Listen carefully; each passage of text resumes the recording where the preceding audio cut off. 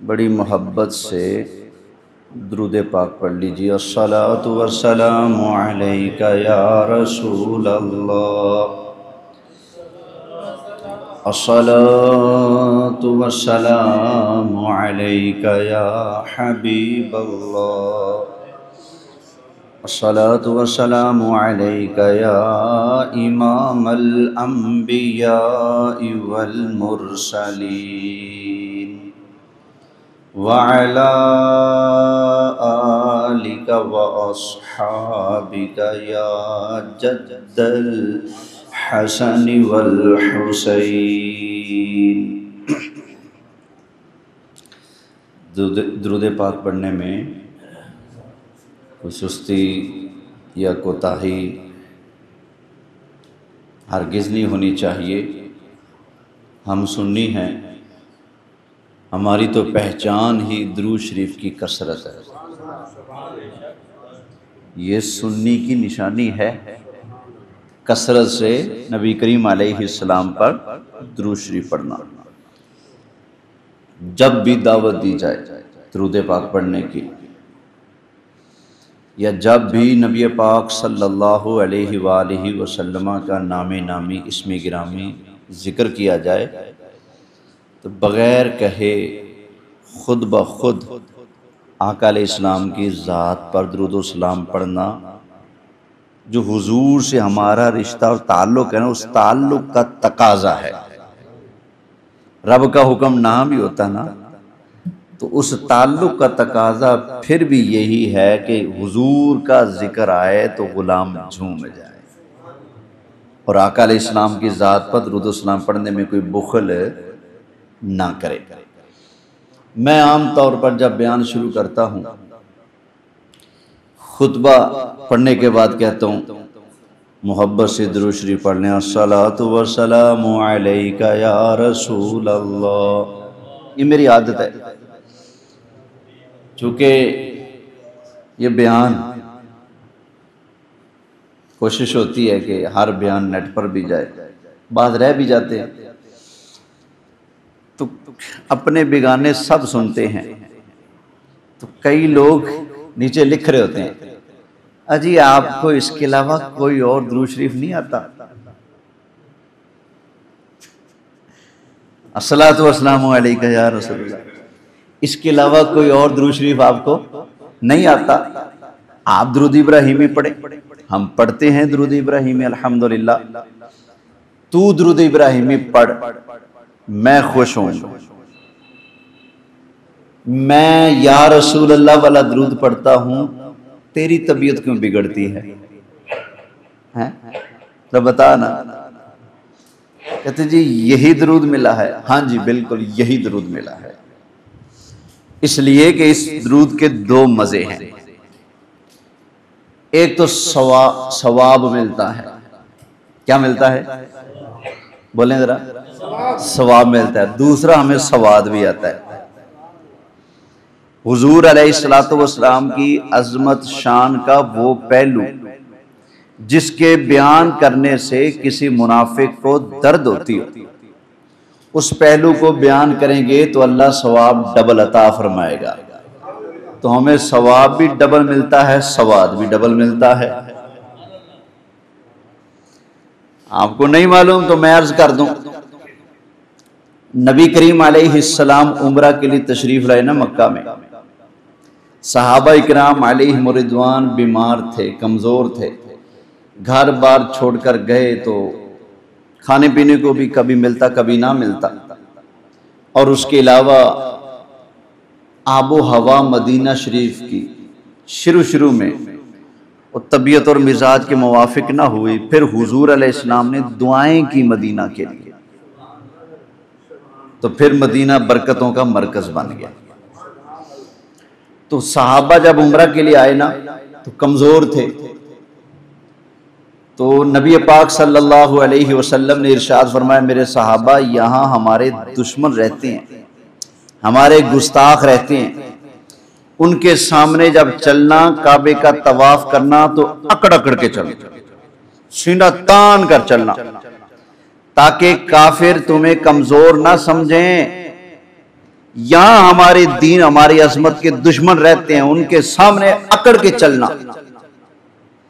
نبی کریم علیہ السلام کے صحابہ نے ایسا ہی کیا، جب طواف کعبہ کرنے لگے نا احرام باندھ کر ایسے ایسے چل رہے ہوں اکڑ اکڑ کے سینہ تان کر، کافر حیران ہوئی پتہ نہیں کی کھاندے نے انہیں تگڑے ہو گئے، انہاں دی چال تا ویکھو، انہاں دی ٹور تا ویکھو، انہاں دا ٹرنا تا ویکھو، کیسے سینے تان کر چل رہے ہیں۔ اللہ کو بھی ادا اتنی پسند آئی، اللہ نے قیامت تک آنے والے سارے حاجیوں کو، سارے عمرہ کرنے والوں کو، سارے طواف کعبہ کرنے والوں کو ہمیشہ کے لیے آرڈر دے دیا ہے، اوے کعبے کا طواف کرنے والو، جب طواف کعبہ کرنے لگو تو پہلے 3 چکر اکڑ اکڑ کر لگایا کرو، کیوں؟ تاکہ لگ پتا جائے جو کام نبی کریم علیہ السلام کی عظمت کے دشمنوں کو جلانے کے لیے کیا جائے وہ کام اللہ کو بڑا محبوب ہے۔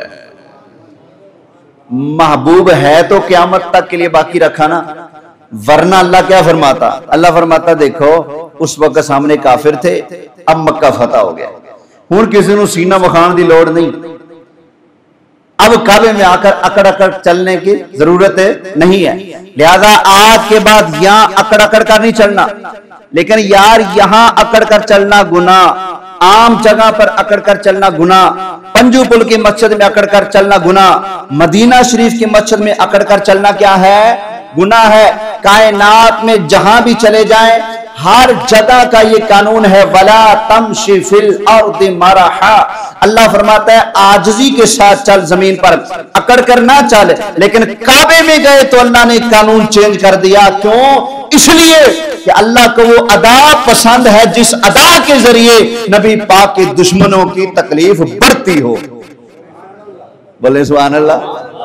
تو حضور کی عظمت کے منکر جس بات سے تکلیف محسوس کریں وہ کام کر کے ان کے بغض کو، ان کی تکلیف کو اور بڑھانا یہ اللہ کو پسند ہے۔ حضور علیہ السلام کی عظمتیں ظاہر ہوئی نا، آقا علیہ السلام کی عظمتیں کیا ہوئی؟ ظاہر ہوئی۔ تو مکہ کے کافر نا جب بس نہ چلتا تو یوں کرتے، منافق بھی یوں کیا کرتے، سرکار کو دیکھتے نا یوں کرتے،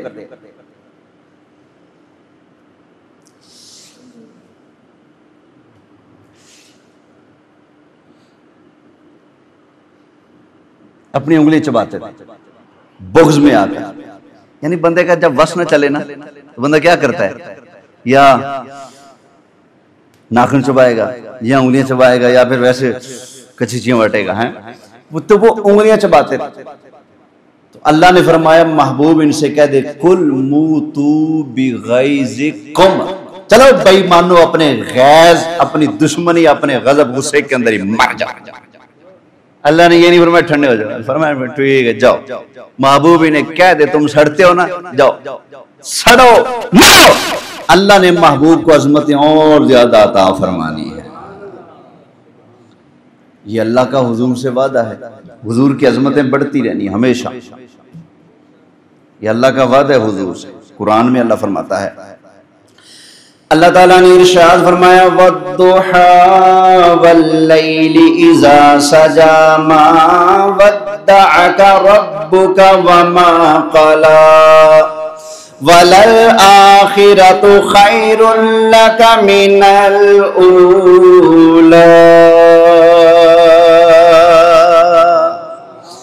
محبوب پیارے آپ کی ہر آنے والی گھڑی پہلی گھڑی سے بہتر ہے، آپ کی ہر آنے والی گھڑی پہلی گھڑی سے کیا ہے؟ فرمایا وَلَلْآخِرَةُ خَيْرٌ لَكَ مِنَ الْأُولَىٰ۔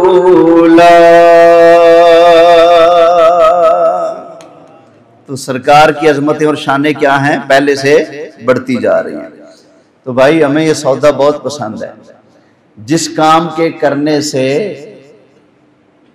کوئی حضور علیہ السلام کی عظمت کا منکر اگر تکلیف محسوس کرتا ہو تو ہمارے لیے تو سنہری موقع ہے، ڈبل ثواب بھی ملے گا، ڈبل ثواب بھی ملے گا۔ تو لہذا اس درود پاک سے اگر کسی کو تکلیف ہوتی ہے تو کان دونوں کھول لے، کھڑکیاں اچھی طرح، اور سن لے.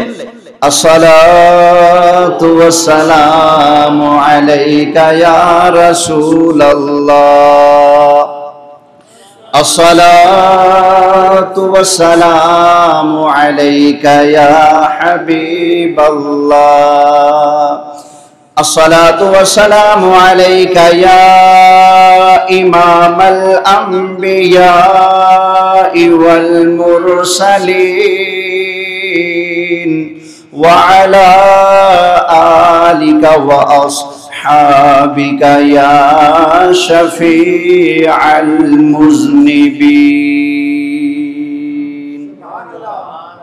پھر بولیں سبحان اللہ. دلیلیں اس پر اور بھی ہیں، ادھر نہیں جاتا، بٹ سارا ٹائم ادھر ہی لگ جائے گا. کسی اور موضوع پر گفتگو کرنی ہے. اللہ تعالی حق سچ کہتے رہنے کی توفیق عطا فرمائے. کچھ لوگ نا چند دن مکہ یا مدینہ شریف میں لگا کر واپس آتے ہیں نا تو رنگ ان کو نیا چڑھ جاتا ہے. تو پھر جس کے اوپر کچھ زیادہ رنگ چڑھ جائے نا، وہ یہاں ہمارے ہاں آ کر گلی محلے میں لوگوں کو کھڑا کر کے پھر بتانا شروع کر دیتے ہیں، بھئی اوئے ہوئے مولویوں نے تو پٹیاں غلط پڑھائیں، اور نماز تو وہ ہے جو مکہ میں پڑھی جا رہی ہے، نماز تو وہ ہے جو مدینہ شریف میں پڑھی جا رہی ہے.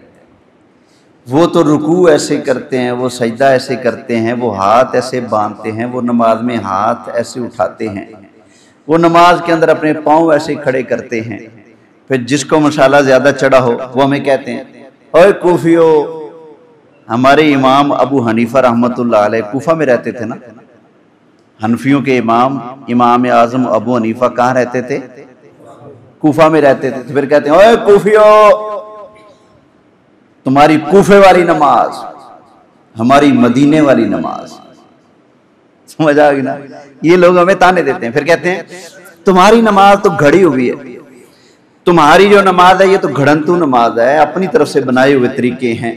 ہمارے پاس مدنی نماز ہے، ہمارے پاس وہ نماز ہے جو مدینہ شریف میں پڑھائی جاتی ہے، ہمارے پاس وہ نماز ہے جو مکہ مکرمہ میں پڑھائی جاتی ہے. لہذا تمہاری نماز بنائی گئی، ہماری نماز وہ جو مدینہ شریف سے آئی ہے. سمجھ آ رہے ہیں نا؟ کئی لوگوں کو یہ ہوتا ہے کہ نہیں؟ بولیں ہوتا ہے. بھائی دیکھو، آج حرمین شریفین پر 1925 سے لے کر آج 2025 ہے، پورے 100 سال سے وہاں نجدی حکومت کا قبضہ ہے. وہاں قبضہ کس کا ہے؟ نجدیوں کا. جب سے نجدی آئے ہیں تو انہوں نے اپنا طریقہ رائج کر دیا ہے. اس سے ذرا پیچھے تو جاؤ نا، پورے 1300 سال تک کون سی نماز تھی جو مکہ مدینہ میں پڑھی جاتی تھی؟ وہ نظر نہیں آتا. دیکھو نا، آج وہاں نجدیوں کا قبضہ ہے، کل وہاں ایرانیوں کا قبضہ ہو جائے اگر خدا نہ خواستہ، تو ایرانی کون سی نماز پڑھیں گے؟ ایتھے ہاتھ بن کے یا چھڑ کے؟ ہوں میں پوچھنا بھابیو تسی کی کرو گے؟ تساں ایتھے بننے کہتے جی مدینے اتھے بننے جاندے نا، اساں ایتھے بننے. وہاں لوگ آ جائیں وہ جو چھوڑ کر پڑھتے ہیں، پھر تم کیا کرو گے؟ تم بھی چھوڑ دو گے کہ مکہ میں چھوڑ کر پڑھی جاتی ہے؟ تو پتہ چلا یہ نہیں دیکھا جائے گا کہ مکہ میں رہنے والے لوگ کیسے پڑھتے ہیں، یہ نہیں دیکھا جائے گا. نہیں، اگر یہ دیکھنا ہے تو کل کو نماز ہمیں شیعوں والی پڑھنی پڑے گی، آج نماز ہمیں نجدیوں والی پڑھنی پڑے گی، اور پیچھے نماز ہمیں کبھی حنبلیوں والی پڑھنی پڑے گی، کبھی شافعیوں والی پڑھنی پڑے گی. لہذا یہ اصول درست نہیں کہ جس کا قبضہ ہو نماز بھی اسی کی. یہ اصول دین میں نہیں چلتا کہ جس کی لاٹھی اسی کی بھینس. سمجھ آ گئی نا؟ ہمارے دین کا اصول ہے لاٹھی والے کی لاٹھی ہے، بھینس والے کی بولو ہمارے دین کے اندر یہ رولے دھولے نہیں چلتے بھائی. ہمیں مکہ سے پیار ہے, ہمیں مدینہ شریف سے پیار ہے, اور اللہ کی قسم ہے ہمیں مکہ مدینہ سے سچا پیار ہے, محبت ہے, اللہ کی قسم ہے ہم تڑپتے ہیں کہ اللہ ہمیں مکہ مدینہ دکھا دے, پیار ہے. لیکن اس کا یہ مطلب تھوڑی ہے کہ جس کی حکومت آ جائے ہم اسی کے دین اور فکر کے پابند ہو جائیں. ہمیں مکہ کے لوگوں والی نماز نہیں چاہیے, ہمیں مدینہ کے اندر رہنے والے لوگوں کی نماز نہیں چاہیے, ہمیں نماز وہی چاہیے جو مدینے والے مصطفیٰ کی نماز تھے, جو نبی پاک صلی اللہ علیہ وآلہ وسلم کے صحابہ کی نماز ہے, جو نبی کریم علیہ السلام کی نماز ہے. ہم نے وہی نماز ادا کرنی ہے, اس لیے کہ ہم رسول اللہ کی تعلیمات کے پابند ہیں, ہم کسی حکومت کی تعلیم کے پابند. بولیں یہ تو وہ کریں جن کے سرکاری مذہب ہو, وہ کریں جن کے سرکاری مذہب ہو. الحمدللہ ہمارا سرکاری مذہب نہیں, ہمارا سرکار مدینہ والا مذہب ہے. بولیے سبحان اللہ. تو اس طرح لوگ نہ لے کر ادھر سے مرچ مسالہ لگا کر آ جاتے ہیں, نہیں دیکھتے ان کے عقیدے میں کیا گڑبڑ ہے, عقیدے میں کیا خرابی ہے. بس یہ دیکھنا کہ نماز وہاں ایسے پڑھی جا رہی ہے تو ہم بھی ایسے پڑھتے ہیں, اور پھر لوگوں کو بھی تبلیغ کے نام پر گمراہ کرنا شروع کر دیتے ہیں. بھائی نماز کا اتنا بڑا مسئلہ نہیں ہے, بالفرض آپ کا دل کرتا ہے ہاتھ یہاں باندھ کر نماز پڑھنے کا تو پڑھ لو یار, ہمیں اتنا مسئلہ نہیں. مسئلہ تب ہے جب آپ ہمیں کہتے ہو کہ ہماری نماز خلاف سنت ہے. تم نے ایک بات رٹ لی اور باقیوں کو کہہ دیا کہ تمہاری نماز خلاف سنت ہے, تو تب ہمیں صفائی دینی پڑتی ہے. نہیں, ہماری نماز کا ایک ایک رکن الحمدللہ نبی پاک کی حدیثوں کے عین مطابق ہے. اب آئیے میں آپ کے سامنے حدیثیں پیش کر دیتا ہوں انشاءاللہ تعالی. یہ 2-3 جمعہ میں ربیع الاول سے پہلے انشاءاللہ ہماری جو نماز کا طریقہ ہے, ہم نماز کس طریقے سے پڑھتے ہیں, ان ساری باتوں کو انشاءاللہ میں نبی کریم علیہ السلام کی حدیثوں سے ثابت کروں گا. توجہ ہے نا. اچھا پھر جب دال نہیں گلتی نا تو پتہ لوگ کہتے ہیں اور نہیں تم تو کوفی ہو, تمہاری کوفہ والی نماز ہماری مدینے والی نماز. پھر کچھ کہتے ہیں جی کوفہ تو پلیت ہے. کوفہ کیا ہے؟ پلیت ہے. کیسے؟ کہتے ہیں جی کوفہ میں حضرت امام حسین پر ظلم ہوا تھا, لہذا کوفہ کیا ہے؟ پلیت ہے. اتنی تک باتیں کرتے ہیں لوگ حضرت امام اعظم ابو حنیفہ کی دشمنی میں. بھائی ٹھیک ہے, کوفہ کے اندر حضرت امام علی مقام پر یزیدیوں نے ظلم کیا, ہم ان یزیدیوں پر لعنت کرتے ہیں, حضرت امام حسین سے ہم پیار کرتے ہیں. لیکن اتنا بتاؤ یار, جس شہر کے اندر 4 پلیت پیدا ہو جائیں, ان 4 پلیتوں کی وجہ سے سارا شہر پلیت ہو جاتا ہے یا شہر پاک ہی رہتا ہے؟ بولیں پاک رہتا ہے نا, پلیت ہے. اب یہ دیکھیں نا, کوفہ کے اندر تمہیں یزیدی نظر آتے ہیں, حضرت مولا علی نے دار الخلافت بنایا تھا کوفہ کو, وہ نظر نہیں آتا. مولا علی کے قدم لگے تھے وہاں, وہ نظر نہیں آتا. کوفہ شہر کو آباد کس نے کیا؟ کوفی کی رٹ لگا کر ہماری نماز کو گرنتو نماز کہتے ہیں لوگ. ذرا یہ بھی تو دیکھو نا, کوفہ کو آباد کیا کس نے کیا؟ کوفہ شہر کو سن 17 ہجری کے اندر حضرت امیر المومنین عمر فاروق رضی اللہ تعالی عنہ نے آباد کیا تھا. کوفہ شہر کس نے بسایا؟ حضرت عمر رضی اللہ تعالی عنہ نے بسایا. معجم البلدان کے اندر واضح موجود ہے, یہ امیر المومنین حضرت عمر نے کوفہ شہر بسایا تھا. اور حضرت عبداللہ بن مسعود رضی اللہ تعالی عنہ کو معلم اور وزیر بنا کر کوفہ کے اندر بھیجا. فرمایا آپ وہاں جا کر وزیر بھی ہوں گے, وزارت بھی سنبھالیں گے, اور معلم بن کر نبی کریم علیہ السلام کا دین بھی آپ لوگوں کو پڑھائیں گے, سکھائیں گے. حضرت عمار بن یاسر رضی اللہ تعالی عنہ کو, ان کو حضرت عمر نے حضرت عبداللہ بن مسعود کا معاون بنا کر بھیجا. صرف یہی صحابہ نہیں آئے, کسی نے لکھا کہ 1700 صحابہ کوفہ میں آئے. کوفہ کو آباد کرنے کے لیے 1700 صحابہ نے آ کر کوفہ میں اپنا گھر بنایا. کسی نے یہ لکھا, کسی نے کہا جی 1150 صحابہ کوفہ میں آ کر آباد ہوئے. چلو نہ مانو، 150 وہ صحابہ جن کے حالات واقعات سارے طبقات ابن سعد جلد 6 کے اندر موجود ہیں، پوری لسٹ موجود ہے کہ یہ 150 حضور کے صحابہ اپنی اپنے وطن چھوڑ کر کوفہ میں آ کر رونق افروز ہوئے تھے۔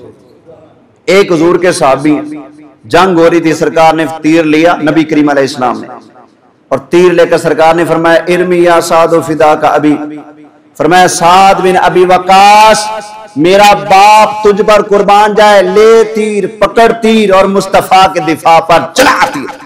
وہ حضور کے صحابی حضرت سعد بن ابی وقاص وہ کوفہ میں آئے۔ ایک حضور کے صحابی جن کا نام ہے حضرت سلمان فارسی رضی اللہ تعالی عنہ، وہ بھی کوفہ میں آ کر آباد ہوئے۔ 300 صحابہ جنہوں نے درخت کے نیچے بیعت رضوان میں حضور کے ہاتھ میں ہاتھ رکھ کر بیعت کی، وہ 300 صحابہ آ کر کوفہ میں آباد ہوئے۔ حضرت عمر کا آرڈر تھا وہاں جاؤ اور اس علاقے میں ایک شہر آباد کرو اور وہاں جا کر دین مصطفیٰ کا پرچم بلند کرو، تو حضور کے صحابہ نے آ کر اس شہر کو آباد کیا۔ شرم نہیں آتی؟ یزیدی 4 پلیت تمہیں نظر آتے ہیں، مصطفیٰ کے ہزاروں صحابہ نظر نہیں آتے؟ بولیے سبحان اللہ۔ اچھا دیکھنا لاہور چلے جاؤ، لاہور سارے پاک رہتے ہیں یا پلیت بھی ہیں؟ لاہور میں بولیں پلیت رہتے ہیں کہ نہیں؟ لاہور شہر کے اندر 2000 کے قریب وہ مائیاں بیٹھی ہوئی ہیں جنہوں نے حکومت سے لائسنس بنوایا ہوا ہے بدکاری۔ کتنی بیٹھی ہیں؟ ہاں جی اتنی بدکاری ہے، لیکن اس کے باوجود آپ ان پلیتوں کی وجہ سے لاہور کو پلیت کہتے ہیں، داتا کی وجہ سے لاہور کو شریف کہتے ہیں؟ ہیں بولو، سارے پلیت ایک پاس ایک داتا کی وجہ سے لاہور کیا ہے؟ بولیں پاک ہے، شریف ہے۔ اچھا آگے یار مدینہ منورہ چلے جائیں، اللہ میں نصیب کرے۔ مدینہ شریف کے اندر سارے پاک رہتے ہیں یا پلیت بھی ہیں کچھ؟ بولیں پلیتان دا سردار عبداللہ ابن ابی رئیس المنافقین جنت البقیع کے اندر دفن ہے۔ پلیتوں کا سردار جن کو منافقوں کا ابا کہا جاتا ہے، اتنا بڑا اسلام کا دشمن جس کے رد میں اللہ نے سورتیں قرآن کی نازل فرمائی، کہاں مرا پڑا ہے؟ جنت البقیع میں۔ تو کیا اس پلیت کی وجہ سے مدینہ شریف خراب ہو گیا؟ سارے پلیت ایک پاس ہے، نبی پاک کی برکت سے مدینہ کیا ہے؟ بولے کیا ہے؟ پاک ہے۔ آؤ مکہ مکرمہ چلے، مکہ مکرمہ وہ شہر ہے جس شہر میں اللہ تعالیٰ کے پیارے محبوب نبی کریم علیہ السلام پیدا ہوئے تھے۔ کیا مکہ کے اندر سارے پاک رہتے ہیں یا پلیت بھی؟ بولیں یار پلیت بھی ہیں مکہ میں؟ خاص رب کے گھر کعبۃ اللہ میں 360 بت، 360 بت پلیت اللہ دے دشمن کعبے وچ موجود، ہزاراں سالاں تو موجود۔ انہاں پلیتاں دی موجودگی وچ کی خیال ہے مکہ خراب ہو گیا یا مکہ پاک رہا؟ پاک رہا نا۔ ابو جہل اوتھے، عتبہ اوتھے، عتیبہ اوتھے، شیبہ اوتھے، ولید بن مغیرہ جس کو قرآن بھی کہتا ہے کہ یہ حرامدہ ہے، سورہ نون والقلم اٹھا کر دیکھیں، ولید بن مغیرہ جس کو قرآن نے کہا یہ اپنے باپ کا نہیں ہوتا، من بعد ذلک زنیم، وہ جس کو قرآن نے حرامی ہونے کی ڈگری دی، وہ اتنا بڑا پلیت بھی مکہ کے اندر۔ کیا ان پلیتوں کی وجہ سے مکہ کی شان میں کوئی فرق پڑ گیا یا مکہ پھر بھی پاک ہے؟ بولے پاک ہے نا؟ تو بھائی مکہ پاک ہے، مدینہ پاک ہے، لاہور پاک ہے۔ اسی طرح کوفہ کے اندر اگر 4 پلیت پیدا ہو گئے تو ان پلیتوں یزیدیوں کی وجہ سے کوفہ پلیت نہیں رہتا، مصطفیٰ کے ہزاروں صحابہ کی وجہ سے کوفہ شریف ہے، کوفہ پاک ہے۔ بولیے سبحان اللہ۔ اچھا حضرت عمر نے جو کوفہ آباد کروایا تھا، کوفہ آباد کروایا، جب کوفہ ہو گیا آباد امیر المومنین حضرت عمر رضی اللہ تعالی عنہ دورہ کرنے کے لیے کوفہ تشریف لے گئے. آپ آئے نا تو دیکھا کہ 300 کے لگ بھگ شاگرد قلم لے کر، کوئی گتا لے کر، کوئی پتا لے کر، کوئی ہڈی لے کر، کوئی کھال لے کر لکھنے بیٹھا ہوا ہے، اور حضور کے صحابی حضرت عبداللہ بن مسعود ان کو حدیثیں لکھوا رہے ہیں. حضرت عبداللہ بن مسعود حدیثیں لکھوا رہے ہیں کوفہ کے اندر، اور کتنے لوگ بیٹھ کر لکھ رہے ہیں؟ 300 لوگ بیٹھے حدیثیں لکھ رہے ہیں. حضرت عمر آئے نا، آ کر یہ منظر دیکھا تو خوش ہوئے، کہا اے عبداللہ بن مسعود، جس طرح تو نے حدیث مصطفیٰ کے نور سے اس شہر کو آباد کیا ہے، اللہ اپنے محبوب کے نور سے تیری قبر کو آباد کرے گا. تو پتہ چلا کوفہ کے اندر جو دین آیا ہے یہ گھڑنتو دین نہیں، یہ وہی دین ہے جو مصطفیٰ پیارے کا دین ہے. اچھا بتائیں، حضرت ابو بکر صدیق خلیفہ بنے نا تو دارالحکومت کیا تھا بھلا؟ مدینہ. حضرت عمر خلیفہ بنے، دارالحکومت کیا تھا؟ حضرت عثمان غنی خلیفہ بنے تو دارالحکومت کیا تھا؟ مدینہ. لیکن جب زمانہ آیا مولا علی کا تو حضرت مولا علی نے اپنے حالات اور واقعات کے مطابق دارالحکومت کس کو بنایا تھا؟ کوفہ کو بنایا تھا نا. کس کو بنایا؟ کوفہ کو مولا علی نے دارالحکومت بنایا. اور آپ کو پتہ ہے کہ مولا علی کس کی نماز کے عینی گواہ؟ توجہ ہے؟ اب بٹن اور بھی لگے نے سجے کبھی تو ویکھ لیا جائے، توجہ میرے والے کرو. حضرت مولا علی کس کی نماز کے عینی گواہ پتہ ہے؟ کون سے نمبر پر خلیفہ بنے مولا علی؟ بولیں. تو نبی کریم علیہ السلام کی نمازوں کے عینی گواہ ہیں کہ نہیں؟ بولیں ہیں. حضرت ابو بکر صدیق مصلی پر ہوتے تھے، حضرت علی پیچھے ہوتے تھے. تو حضرت ابو بکر صدیق کی نمازوں کے عینی گواہ مولا علی ہیں کہ نہیں؟ ہیں. اچھا آگے. حضرت عثمان غنی مصلی پر ہوتے تھے جب وہ خلیفہ تھے، مولا علی پیچھے ہوتے تھے، ان کی نمازوں کے بھی عینی گواہ ہیں کہ نہیں؟ حضرت عثمان غنی کی نماز کے عینی گواہ، حضرت عمر کی نماز کے عینی گواہ، حضرت ابو بکر صدیق کی نماز کے عینی گواہ، خود اللہ کے محبوب کی نماز کے عینی گواہ. تو اب بتائیے مولا علی جب کوفہ میں آئے تو مولا علی نے کوفے میں آ کر کون سی نماز کا طریقہ رائج کیا ہوگا؟ نئی گھڑی ہوگی یا وہی جو بولیں جس طریقے پر نبی کریم علیہ السلام کو نماز پڑھتے دیکھا، جس طریقے پر حضرت ابوبکر، حضرت عمر، حضرت عثمان کو نماز پڑھتے دیکھا، مولا علی نے کوفہ کے اندر آ کر نماز کا وہی طریقہ رائج کیا تھا.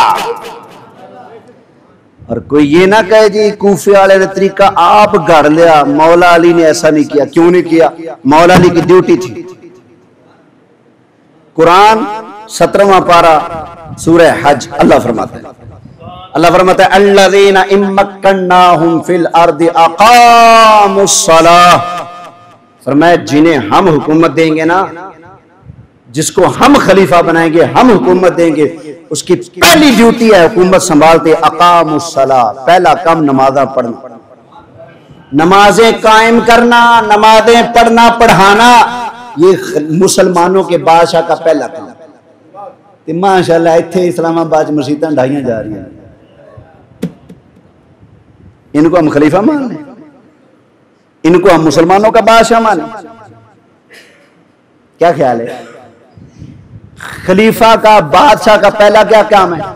قرآن سے میں دکھا رہا ہوں، الذین ان مکناہم فی الارض، جن کو ہم زمین کا کنٹرول دیں، جن کو ہم زمین کی حکومت دیں، ان کا پہلا کام اقاموا الصلاۃ، نماز کو قائم کرنا. یہ بادشاہ اسلام کی پہلی ڈیوٹی ہے. قرآن میں لگے اسلام کے کچھ نہیں لگتے، مسجد آباد کرنے والے نبی پاک کے وارث ہیں. بولیے سبحان اللہ. پھر بولنے اللہ ان کو حیا شرم نصیب فرمائے. جس حکمران نے بھی اپنے اپنے دور میں فرعونیت دکھاتے ہوئے اللہ کے گھروں کو غیر آباد کیا، اجاڑا، تالے لگوائے، کسی نے کرکٹ میچ کے چکر میں 3 دن کے لیے مسجدوں میں تالے لگوائے ہیں جی. کسی نے اپنی بس بندہ کیا کیا رونا روئے، کام دوسری طرف جاتا ہے. بہرحال قرآن کیا کہتا ہے؟ خلیفہ کا پہلا کام کیا ہے؟ نماز کو. تو مولا علی قرآن کے مطابق حکومت کرنے والے تھے نا، تو پھر مولا علی نے کوفہ میں آ کر پہلا کام کیا کیا؟ نماز کو. تو پھر اپنی بنائی یا وہی؟ بولے وہی نماز جو نبی پاک پڑھتے تھے، وہی نماز جو حضرت ابو بکر، حضرت عمر، حضرت عثمان پڑھتے تھے. تو پتہ چلا کوفہ کے اندر حضرت امام اعظم ابو حنیفہ تشریف لائے تو اپنی نماز نہیں، وہی نماز کا طریقہ انہوں نے امت کو بتایا جو مولا علی والی نماز ہے، جو حضرت عثمان والی نماز ہے، جو حضرت عمر والی نماز ہے، جو حضرت ابو بکر والی نماز ہے، اور خود اللہ کے محبوب والی نماز ہے. سمجھ آ گئی نا؟ اللہ کرے یہ ابتدائی باتیں ہیں، کچھ پلے پڑ جائیں. اب آئیے احادیث کی طرف آتے ہیں. انشاءاللہ میں پوری نماز ایک ایک چیز حدیث سے دکھاؤں گا تاکہ ان لوگوں کو تسلی ہو جائے. اللہ کرے ہو جائے، چلو ان کی تسلی نہ ہو، ساڑھے آدھے بندے پکے رہیں. ٹھیک ہے نا؟ کہ ہماری نماز وہی نماز ہے جو اللہ کے محبوب کی نماز ہے. الحمدللہ ایک ایک نماز کا رکن جو ہم نماز میں کرتے ہیں میں اللہ کے محبوب اور محبوب کے صحابہ کے عمل سے دکھاؤں گا. نماز سے پہلے ہم کیا پڑھتے ہیں بلا؟ اذان. اذان کے ساتھ ہم کیا پڑھتے ہیں؟ درود شریف. کیا پڑھتے ہیں؟ درود شریف. تو لوگ کہتے ہیں اذان اور درود شریف کا جوڑ اکٹھا یہ کہاں سے بنا لیا؟ بس اللہ اکبر شروع کرو، لا الہ پر ختم کر دو. اذان کے ساتھ درود تو تم نے جوڑ دیا، ہم نے نہیں جوڑا. صحیح مسلم شریف حدیث موجود، اللہ کے پیارے محبوب صلی اللہ علیہ وآلہ وسلم ارشاد فرماتے ہیں. اس حدیث پاک کو حضرت عبداللہ بن عمر رضی اللہ تعالی عنہ نے روایت کیا ہے. فرماتے ہیں یقول سمعت رسول اللہ صلی اللہ علیہ وسلم یقول اذا سمعتم المؤذن فقولوا مثل ما یقول. آقا علیہ السلام نے فرمایا جب تم مؤذن کو اذان پڑھتے دیکھو سنو تو فقولوا مثل ما یقول، تو جو مؤذن پڑھتا جائے تم بھی وہی پڑھتے جاؤ. یہ آقا علیہ السلام نے فرمایا مؤذن جو کچھ پڑھتا جائے تم بھی پڑھتے جاؤ. اچھا وصلوا علیہ، اور پھر کیا کرو؟ اور مجھ پر درود شریف پڑھو. تو یہ اذان کے ساتھ درود شریف کس نے جوڑا؟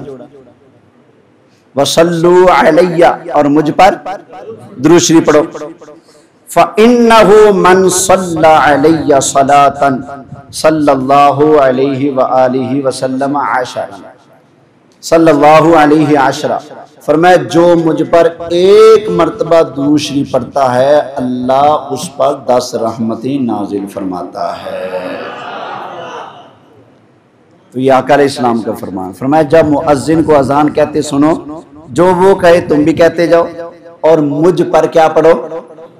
درود شریف پڑھو. جو مجھ پر ایک مرتبہ درود پڑھتا ہے اللہ اس پر 10 رحمتیں نازل فرماتا ہے. صحیح مسلم نبی کریم علیہ السلام نے فرمایا جب مؤذن کو اذان کہتے سنو تو جو وہ کہے تم بھی وہ کہو. جب وہ اذان مکمل کر لے تو پہلے مجھ پر درود پڑھو، پھر اذان کے بعد وسیلے والی دعا مانگو. پہلے مجھ پر کیا پڑھو؟ درود شریف پڑھو. پتہ چلا اذان کے ساتھ درود پاک کو نبی پاک صلی اللہ علیہ وسلم نے خود بیان ہے بولیے فرمائے. اب یہاں پر ابو داود شریف ہے، صحاح کی کتاب ابو داود شریف ہے، جلد پہلی ہے، صفحہ نمبر 77، باب الاذان فوق المنارہ، یعنی مینار کے اوپر چڑھ کر اذان پڑھنے کا بیان. وہاں سے ایک حدیث سناتا ہوں. ایک خاتون جو مدینہ شریف کی رہنے والی ہیں، وہ کہتی ہیں کہ میرا گھر مسجد نبوی شریف کے آس پاس والے جتنے گھر تھے نا، ان گھروں میں میرا گھر سب سے اونچا تھا. تو وہ کہتی ہیں خاتون کہ جب صبح کی اذان کا وقت ہوتا، ایک دن بھی ایسا نہ آیا، ایک دن بھی ایسا نہ آیا کہ حضرت بلال صبح کی اذان کے لیے تشریف لائے ہوں اور انہوں نے اذان سے پہلے ایک دعا نہ مانگی ہو. ایک دن بھی ایسا، یعنی ہر روز فجر کی اذان سے پہلے حضرت بلال پہلے کھڑے ہو کر ایک دعا مانگتے، پھر کیا پڑھتے؟ اذان پر. یہ ابو داؤد شریف کے اندر سے حدیث سنا رہا ہوں. وہ دعا کیا تھی؟ پہلے آتے حضرت بلال، آ کر نہ مسجد نبوی شریف میں انتظار کرتے ہو. پرانے لوگ کہتے ہیں نا پو پھوٹنا، ادھر سے روشنی پھوٹے گی نا تو فجر کا وقت شروع ہو جائے گا. انتظار کرتے رہتے، جب دیکھتے کہ روشنی پھوٹنے لگی اور فجر کا ٹائم شروع ہو چکا ہے، حضرت بلال اپنی جگہ سے اٹھتے، پہلے یوں کرتے جیسے بندہ کرتا ہے نا، ایسے اپنے آپ کو تھوڑا تر و تازہ کرتے، پھر کعبہ رخ کرتے، پھر بلند آواز سے دعا مانگتے. اللہم انی احمدک واستعینک علی قریش ان یقیموا دینک. یہ دعا مانگتے، یا اللہ میں تیری تعریف کرتا ہوں اور تجھ سے مدد مانگتا ہوں. واستعینک علی قریش ان یقیموا دینک، تیری رحمت، تیری دعا، تیرے کرم سے میں تجھ سے دعا مانگتا ہوں قریشیوں کے حق میں. یا اللہ ان کے دلوں کو اسلام کے لیے نرم کر دے، ان کو مسلمان کر دے. حضرت بلال روزانہ فجر کی اذان سے پہلے بلند آواز سے یہ دعا مانگتے تھے، پھر اس کے بعد اذان پڑھتے. اچھا، اذان پڑھنے کے بعد کیا کرتے؟ یہ تنویر الحوالک ہے، شرح موطا امام مالک ہے. کان بلال یقف علی باب رسول اللہ صلی اللہ علیہ وسلم بعد الاذان. اذان پڑھنے کے بعد حضرت بلال حضور کے دروازے پر آتے. اذان پڑھنے کے بعد آقا علیہ السلام کے دروازے پر آتے. یہ دیکھیں نا، صاف الفاظ ہیں، کان بلال یقف علی باب رسول اللہ. اذان کے بعد رسول اللہ کے باب دروازے پر آ کر کھڑے ہوتے بعد الاذان، اذان کے بعد. فیقول، اور آ کر کہتے السلام علیکہ یا رسول اللہ. کیا کہتے؟ السلام علیکہ. اذان سے پہلے دعا مانگتے اور اذان کے بعد آ کر حضور پر سلام کرتے. ٹھیک ہے. اچھا، وہ مائی صاحبہ کہتی ہیں جن کا گھر مسجد نبوی شریف کے ساتھ، کہتی ہیں ایک دن بھی ایسا نہیں آیا کہ حضرت بلال نے اذان پڑھی ہو اور یہ دعا نہ مانگی. ہر روز فجر سے پہلے یہ دعا مانگا کرتے تھے. ہمارے بزرگوں نے جب یہ حدیث پڑھی تو انہوں نے سوچا کہ اس حدیث پر عمل ہونا چاہیے، ہمیں بھی دعا مانگنی چاہیے. کون سی دعا مانگے؟ کئیوں نے کہا وہی مانگا جو حضرت بلال نے مانگی. تو آگے سے جواب آئی بھی وہ تو دعا ہوگی قبول، مکہ والے مسلمان ہو گئے، اب ہم کس کے اسلام کی دعا مانگے؟ اب کسی نے کہا جی چلو آپ کسی قوم کا نام لے کر دعا مانگو. اس وقت قریشی کافر تھے تو انہوں نے دعا مانگی یا اللہ قریشیوں کو کیا کر دے؟ مسلمان کر دے. تو اب ہم بھی کسی قوم کا نام لیتے. تو کہا جی کسی، اگر ہم کہیں گے یا اللہ جٹن مسلمان کر تو گجر ناراض ہوں گے، ساڈا نام نہیں آیا.